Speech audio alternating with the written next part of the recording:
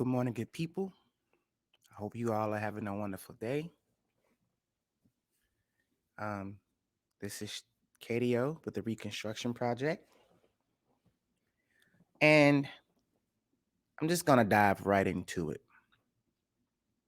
Um, by now, if you've been watching the news, you know that Derek Chauvin, I believe that's how you say his name, his trial is ongoing for the murder of George Floyd. Now, just to be clear, I haven't sat down and watched the George Floyd video in full. Even when it first happened, I could not watch another brother die at the hands of police brutality in broad daylight. I couldn't do it. I couldn't do it, and I still can't.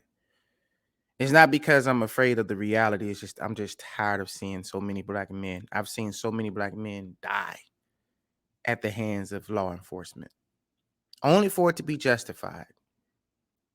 And the reason why they justified because it's not justified according to a moral sense, but according to their authority. They have been acting within their rights or their authority, as the police said. So I haven't watched it. I haven't watched it. I haven't watched I think I did see the Ahmaud Arbery video. Um but there are several, you can just go down the list of men that have died at the hands of law enforcement. And with this last one, especially with I'm not saying it's the last one because there's been many more that happened after that, but with George Floyd, I just couldn't watch it. Hearing him cry out, fear for his life, helpless. The people who are around who are trying to get the officer to get off his back, they're afraid to jump in because if they intervene, they can be shot or killed. All of those things.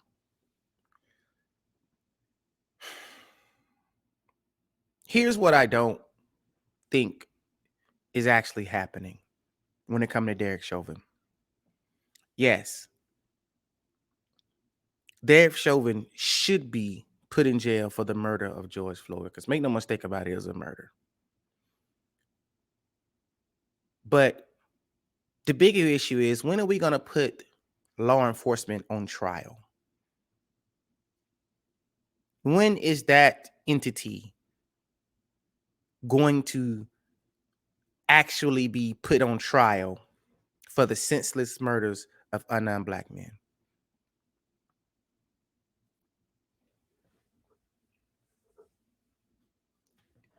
See, Derek Chauvin, and please don't get offended by what I say, to my black brothers and sisters. Please don't get offended by what I say this.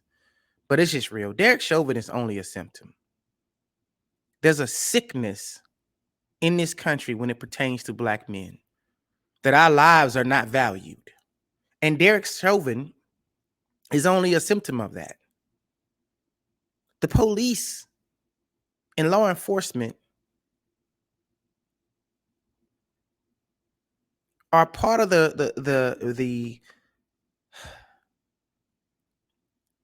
part of the problem, and they actually have the legal authority to act out their prejudices. And I don't want to hear that stuff about, not all cops are bad and all that. No, I don't want to hear that crap. You are who you are based off your experiences and your frame of references. And if you grew up in a racial society that has minimized and destroyed and just flipped the image of a black man upside down to where it's dehumanized us and just made us beast, and in your mind, when you come across a black man, that's what you immediately think, that we are beast, and so you act accordingly. All the law enforcement and police they just are people that are given the legal authority to act out their biases, their racial biases, how they view black men. They've given that authority. That's why these incidents keep happening. Ahmaud Arbery was in Georgia. I'm from Georgia, let you know, so I know how racist Georgia is. Ahmaud Arbery is in Georgia on a run. Now, I run. I actually run. I actually jog. I go running to stay in shape. You know, he's on a run.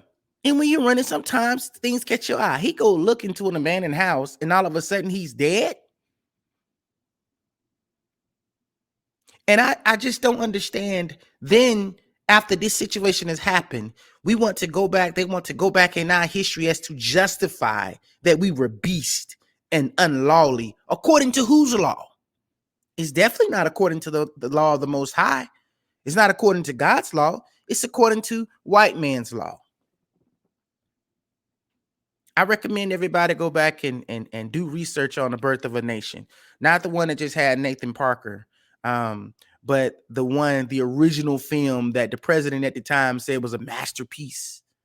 How they depicted black men as being beasts and savages and coming for white women, which they were projecting because we know that during slavery that they raped our women and our women had no reprieve from being raped from their master.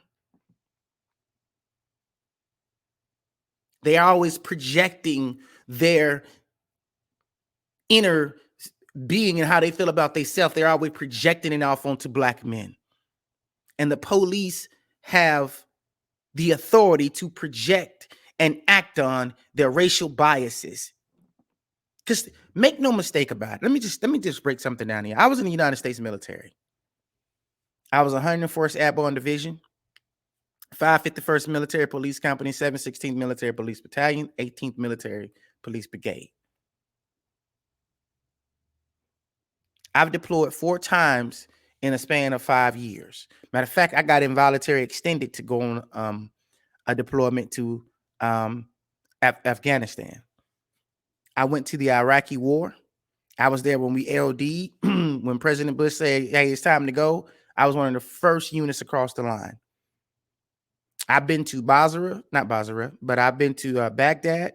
I've been to Talil. I've been to Mosul. I've been to Crete. I've been to Al-Hila. I've been to Dionia. I've been to all of these sites in Iraq. Okay? I've been there. And throughout the course of war, we as military and as military police company, we had what is called ROE, Rules of Engagement. Now, make no mistake about it. I'm going to pivot from that and I'm going to come back to it, but make no mistake about it. If the United States government wanted to end police brutality, they could. Because the problem with giving police so much wide authority is that you have a different people coming together in an organization that they're bringing their biases, they're bringing their frame of references, they're bringing their past experiences, they're bringing all those things to the table. And you can't deprogram somebody's frame of reference or biases. You can't deprogram that stuff. So they keep hollering, oh, they were poorly trained. No,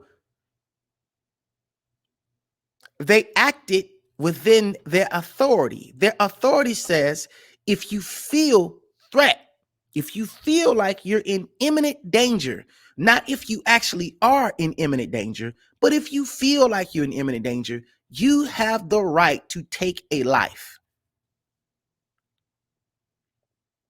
So if you already have biases that black men are a threat,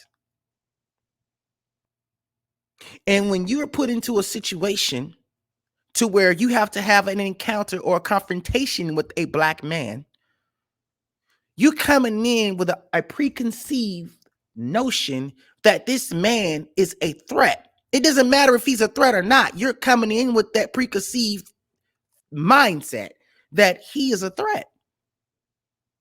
So when he moves in a way that makes you afraid, because you already are afraid of him. So when he moves in a way that validates you feeling afraid, You have the authority to kill this person. That's the flaw in the justice system, and that's the flaw in law enforcement. That you cannot remove someone's biases. Now, let me get back to why I was saying I've been in the military. Because when you're in the military don't give a care about your biases. The military knows that it is a institution or a force that is comprised of multiple backgrounds that have come together to protect the nation and the nation's interests. That's what they're supposed to say. That's what they say. I mean, so in order for them to curtail biases to their best of their ability, the military has strict guidelines. And when you are at war, you have what is called ROE, rules of engagement. Even when you're back in the civilian world, when you're back on your own base, you have rules of engagement. And one of the rules of engagement that we was in war, I just want you guys to understand this, we was in Iraq. And when things changed to where President Bush declared, ladies and gentlemen, we got them and all that other stuff, our rules of engagement changed.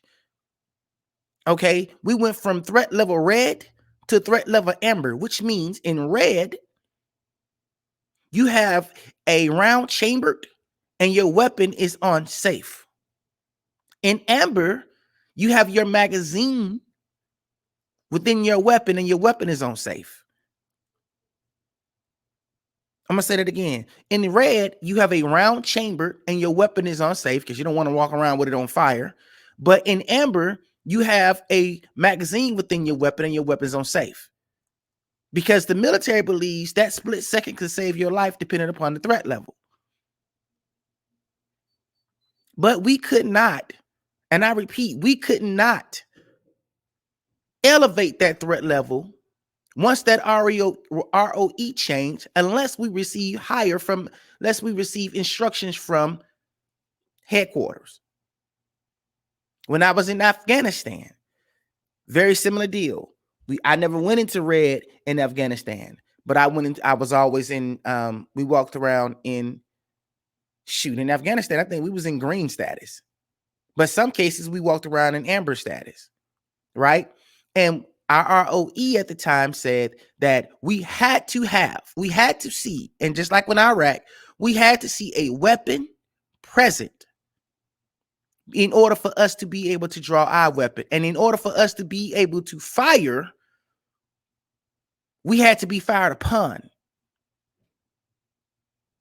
And the military, and if you violated those rules of engagement, the military will prosecute you. They don't care nothing about your personal feeling or your biases. So we should be in the civilian world where you're protecting American citizens. You're not even on foreign soil. So I just want y'all to understand, when we're at war, they give non-Americans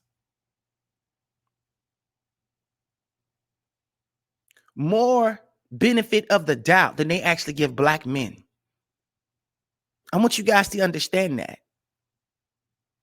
I watched a portion of that first video when they first initially contacted George Floyd, when he was sitting in his car. This officer walked up with his weapon drawn. Really? Why? Because he's a big black man?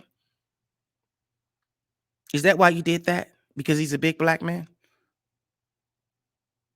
If America really wanted to change and stop the senseless murders of unarmed black men, they will change the laws and the policies. They will strip the police of so much latitude.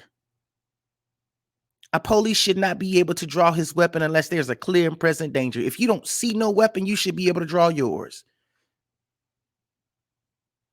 I don't want to hear this crap about I don't see your hands. It's crazy. If you don't see a weapon, you should not be able to draw yours. Period. I'm going to do a part 2 of this video. But before I get off, I just wanted to say that black men, it's not the fact that they don't understand what's going on. They do. They're just unwilling to change the policies because the police union is big. All right. And the NRA is a big daggone group. And lobbyists are always, they're behind these politicians and all. They're feeding money into their campaigns and they don't want to change it.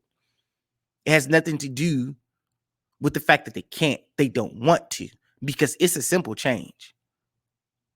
It doesn't take a whole lot. It's a simple change. It's like they instituted the body cams. They can easily change the policy to where if there's not a clear and present danger and there's not an actual physical threat there versus your feelings, if you can't quantify the threat versus you feeling threatened, and in this case with George Chauvin, that just shows a total disregard for life. You got your foot, your knee on someone's neck. Got your hands in your pocket with your little funky booty little sunglasses on. He felt powerful. He felt that he could do that and nothing would happen. He felt like a life of a civilian was insignificant. He felt the life of a black man didn't even matter.